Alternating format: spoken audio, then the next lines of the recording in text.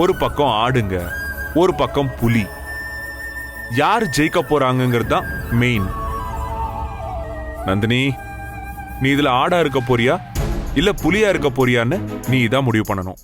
ஏன் சார், ஒரு குடும்பத்துல போய் இப்படிப்பட்ட சண்டையெல்லாம் எதுக்கு சார்?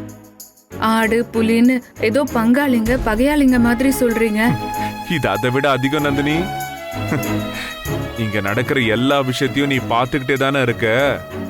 உன் மேல வீணா பழி போட ஒரு கும்பலே இங்க காத்துக்கிட்டு இருக்கு. உனக்கும் எனக்கும் சண்டை வர வைக்கிறதுக்கு டே அண்ட் நைட் இவங்க ஒர்க் பண்ணிக்கிட்டே இருக்காங்க. நந்தினி, உன் மேல 1% கூட யாருக்குமே அக்கறை இல்லை. அவங்க மனசுல உன்னை பத்தி ரொம்ப ரொம்ப ரொம்ப கீழே நினைக்கிறாங்க. அந்த நினைப்பை நாம உடைக்கணும், அந்த எண்ணத்தை நாம மாத்தணும். எப்படியும் நான் இதை செஞ்சிருவேன். ஆனா அதுக்கு உன்னோட ஒத்துழைப்பு ரொம்ப ரொம்ப முக்கியம். நாம ஒரு ரூட்ல போகும்போது முள்ளு கிடக்குதுன்னா எடுத்துட்டு போயிடலாம். எதுல ஒரு விலங்கு அட்டாக் பண்ண வருதுன்னா அதுகிட்ட தப்பிச்சு ஓடலாம்.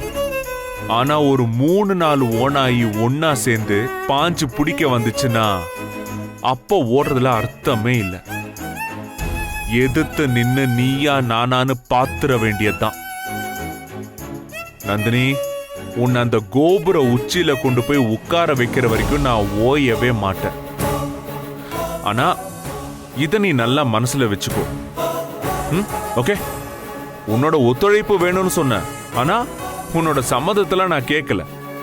நீ ஓகே சொன்னாலும் இல்லைன்னாலும் நான் இந்த வேலைய பண்ணதான் போறேன். இதுல நீ என்ன பண்ண போற?